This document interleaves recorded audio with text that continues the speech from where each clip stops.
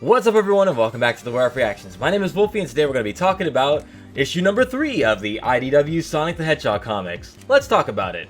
Shadow Basketball!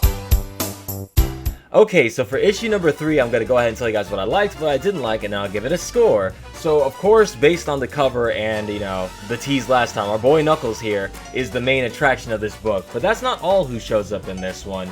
We have some new faces, but I guess I'll go ahead and get to that once I talk about the story real quick. So, I'll go ahead and summarize that.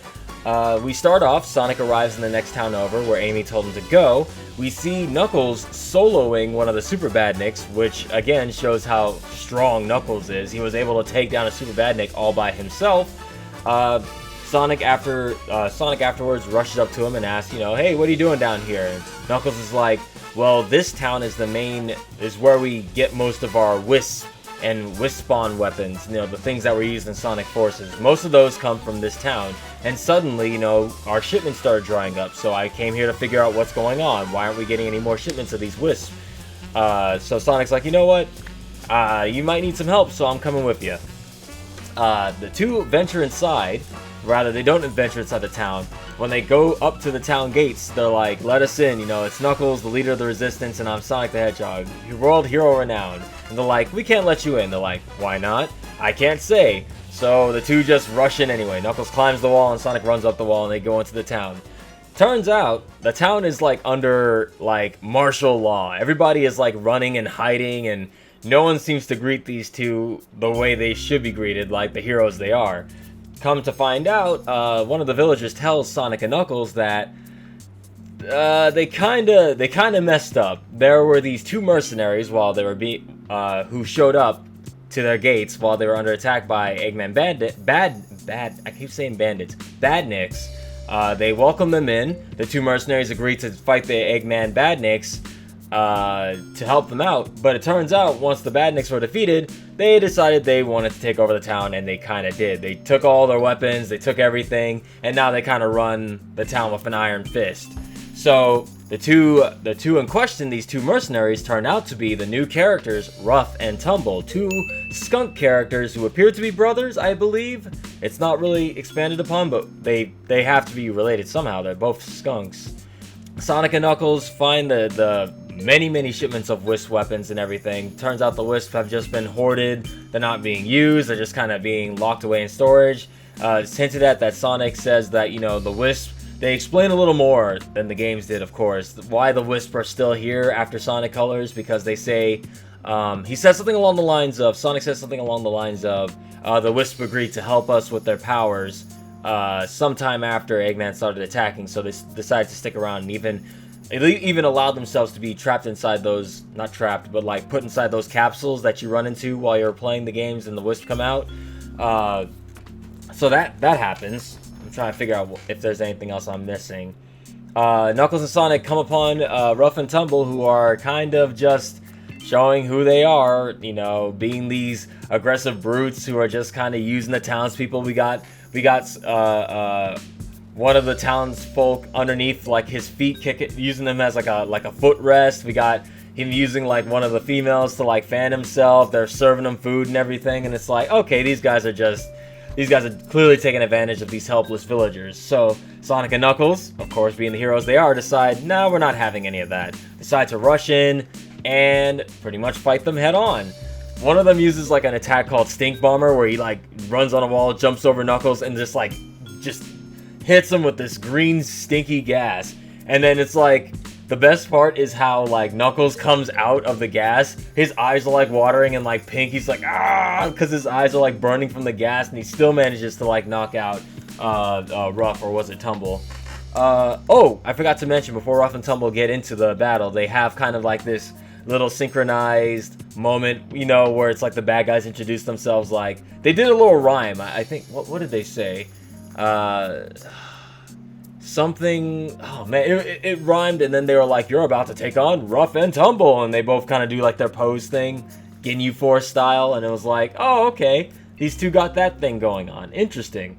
They actually did manage to put up quite a little bit of a fight with Sonic and Knuckles, but of course, Sonic and Knuckles are not going down so easy by two jobbers like Ruff and Tumble. We haven't seen what they're truly capable of yet, I believe, but they're still quite capable, just not against Sonic and Knuckles. So Sonic and Knuckles obviously beat them, but Rough and Tumble decide to use what they have at their disposal, which is the Wisp weapons, the Wispons, Wispons? I don't know how you say that. And they grab them, they're like, okay, now we're gonna take these weapons, we're gonna use them on you. But then Sonic is like, hey, Wisp, we know you guys are brave and powerful, you don't have to listen to these guys. And then the Wisp all turn on Rough and Tumble, and they're quickly disposed of and defeated. They are put behind bars, presumably. We don't see them put behind bars, but we see the villagers taking the defeated Rough and Tumble out of the town after Sonic and Knuckles are done beating them up. Then, oh, I forgot to mention, Sonic has a little throwaway line that actually was a nice little throwaway line that hints at their... Sorry. Sonic throws out a line that actually hints out something later on, that he says something along the lines of, these two mercenaries make the Hooligan Squad look like a class act. Now, I'm unfamiliar with the Hooligan Squad in the previous Archie comics, but I do know the Hooligans are Bark the Polar Bear, Bean the Dynamite, and Knack the Weasel. So Bark, Bean, and Knack are confirmed to be in this series already, just with that throwaway line of, these guys make the Hooligans look like a class act. So somewhere along the lines, we're probably going to be seeing Bark, Bean, and Knack show up in this comic, which is awesome, because it's like, I don't know if anybody knows this, but Bark is one of my favorite underrated Sonic characters that doesn't really get a lot of spotlight, but I guess he did in the old comics. I really should catch up on those. But that being said, that's pretty much the whole issue in a nutshell. We get to see Sonic and Knuckles team up to take on Rough and Tumble, who have pretty much taken over one of the towns. And afterwards, of course, we see Eggman's lair. We see the behind shot of Eggman's seat. We don't know who's sitting in it, but it's maybe it's not who we think it is. Maybe it's not Eggman, but still, we find out whoever it is watching the screens.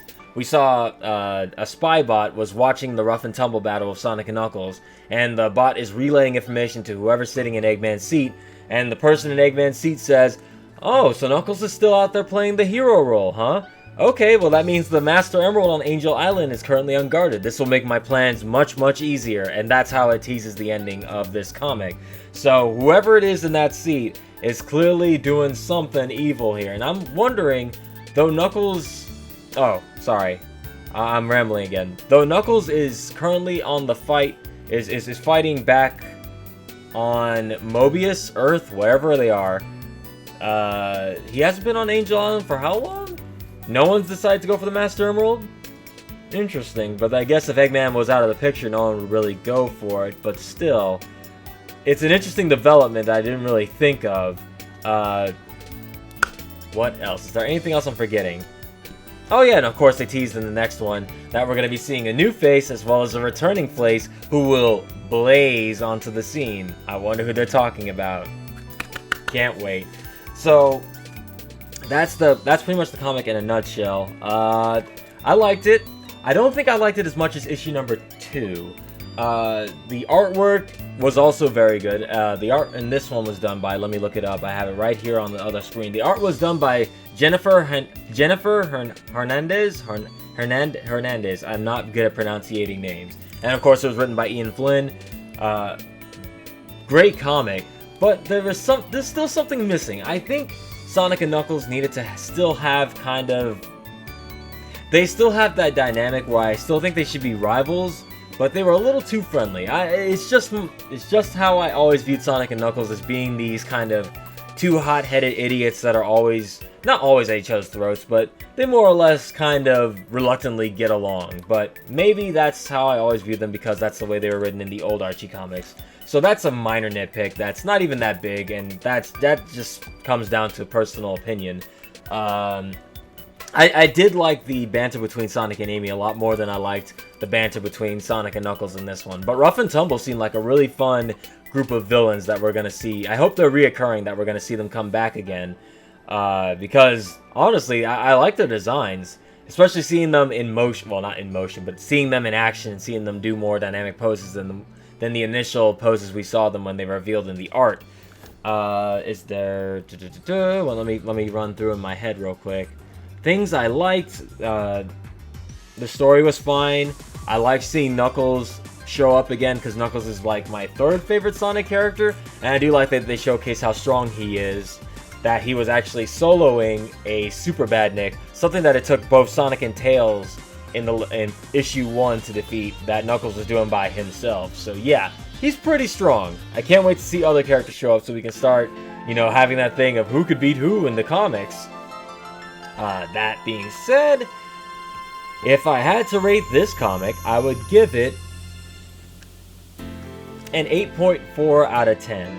Pretty good, pretty good. It's still all good. I have not seen a thing in these comics I don't like yet, other than the fact that I wish they were longer, but that all comes down to, you know, how much story can you write in this many pages. So I don't blame the writers or anything. Well done, IDW Sonic team writing crew and artists. You guys are doing really good with these comics so far. So now we're heading into issue number 4, and I guess I'll do that review after I'm done reading that too. So let me know what you guys thought of this comic. Did you like it? Did you not like it? Did you feel meh about it? Hopefully you guys are reading through the comics as well, whether you're actually digitally reading these or buying these physical. I hope you guys, you know, are supporting these comics in any way you can.